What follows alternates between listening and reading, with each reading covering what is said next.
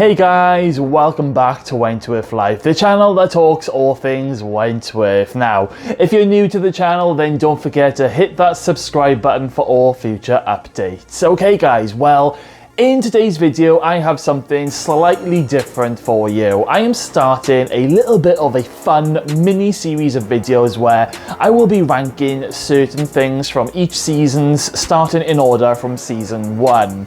Now, what I'm going to be answering in these ranking videos is my top 3 characters, top 3 episodes, top 3 moments, 3 moments that either made me laugh or cry, and who would I marry, fuck and kill from each season. Now, I really hope you enjoy this fun video series, and of course I am going to be starting with season 1, so let's jump straight in. Okay guys, so we are going to start with season 1 and my personal top 3 characters. So at number 3, we have Liz Birdsworth. Now, she's at my number 3 spot because I remember when, like in season 1, you just fell in love with her because she really wanted to help the women. She really cared, and she was kind of like the mum of the unit. She did have a little wobbly moment when she, did dip into alcohol, and there's a very unpleasant argument that she has with Doreen, and she uses the racist card. Wasn't a fan of that moment, but however, as we all know, alcohol and alcoholics can turn into very horrible, disgusting people when they have a drink, which is why they shouldn't drink. But I still love Liz. I think she played a really great part in season 1, and she really did look after Bea.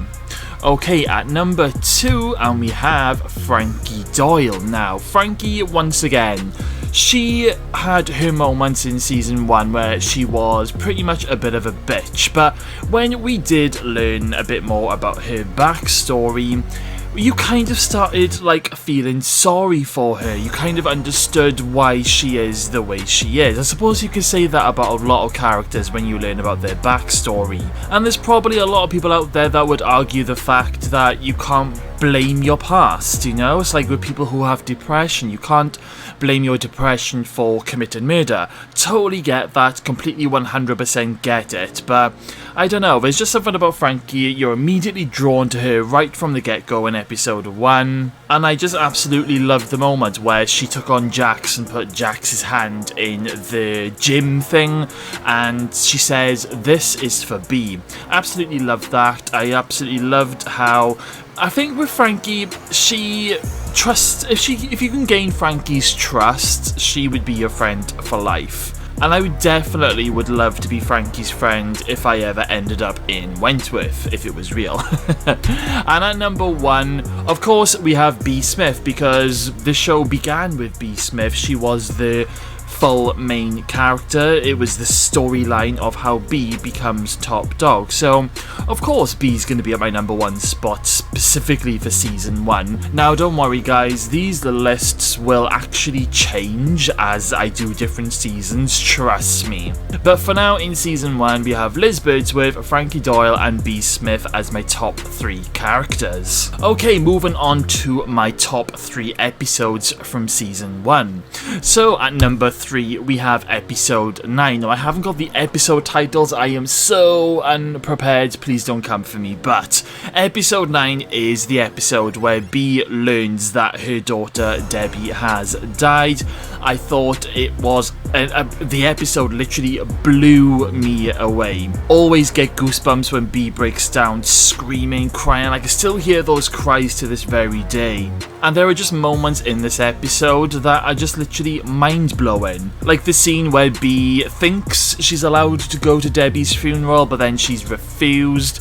And also the very ending of this episode when the women have done a little memorial for Bea in the yard, and they play that song, My Head is a Jungle.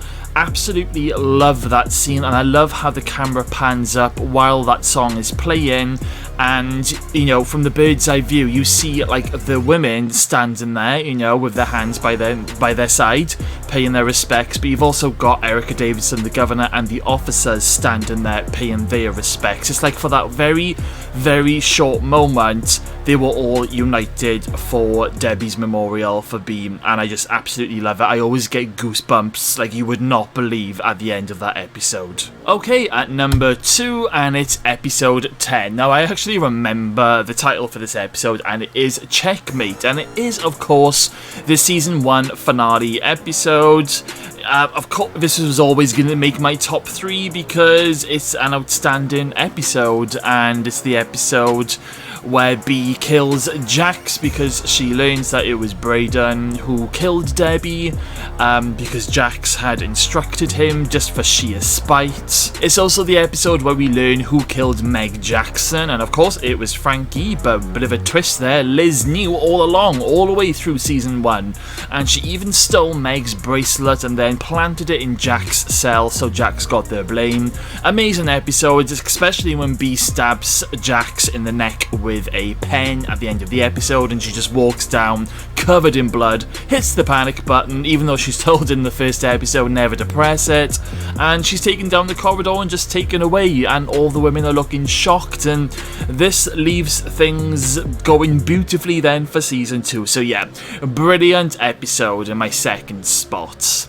In my number 1 spot, and it is episode 1. So this is the very first episode, opening episode.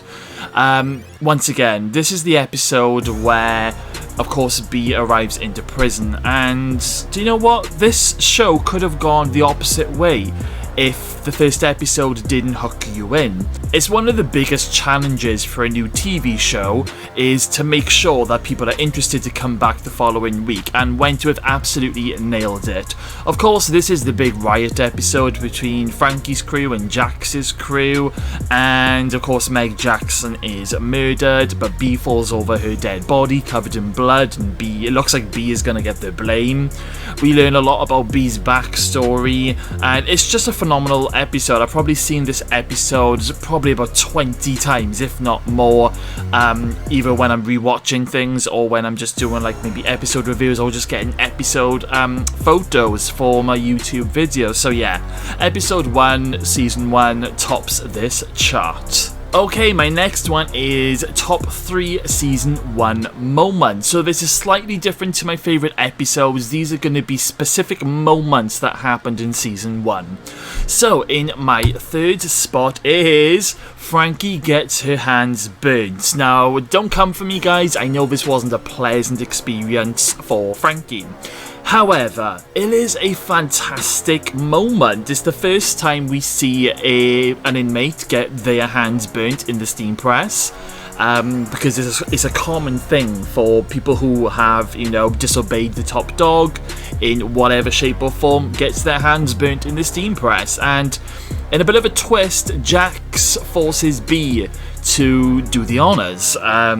I don't think Bea raises her hand and she goes to do it, but it's actually Jax who delivers the press of the hand, if I'm honest with you. But it's such a brilliant moment. The music that they use is proper edge of your seat, and you're left wondering, what would you do in that situation? Because Debbie's, was being threatened by Jax. So yeah, brilliant moment, brilliant moment. In my number 2 spot is Jax is set up. Now this is the moment where Jax was actually going to gang rape Frankie in the gym, but in a little bit of a twist, Boomer and the girls, they were there to save Frankie, and they then drag Jax over to that weight thing and they stick her hand in it, and Frankie then said, "This is for Bea," because Jax had Bea beaten up earlier on in this episode, and Frankie slams down the very heavy weight onto Jax's hand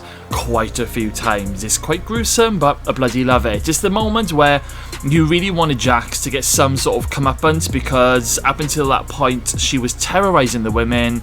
I remember she spilt hot boiling kettle all over Tony. And yeah, she was just pretty much a bitch, and I'm so glad that she got her comeuppance in episode 7. And my number 1 moment is B kills Jax. Of course it was going to be number 1 because it's just fantastic, and we were all waiting for B to cross that line, and it was done beautifully. And to be honest, it's kind of like the way B does it is very unexpected. Like, it would have been so easy just to have B, I don't know, smash Jax over the head, and while Jax is down, B continues to like just smash her head over and over again. But who would have thought that B would pick up a pen and shove it into her neck and then pull it out, making the damage worse, even though B was trying to save her. Really, really odd, but yeah, brilliant, brilliant, brilliant.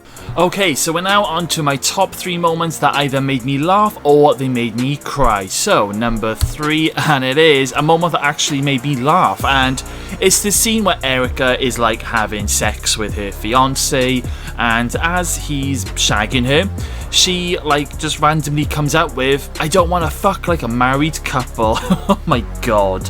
I don't know, like, who even says that, like, while you're making out with each other? Like, I'm not being funny. Now, if you're somebody who is into rough sex, or you want your partner to pull your hair, or you just basically want your partner to throw you around like a rag doll, that's completely fine. We've all got our little kinks in the bedroom, that's fine. At least speak to him, to him about it first, for goodness sake, Erica.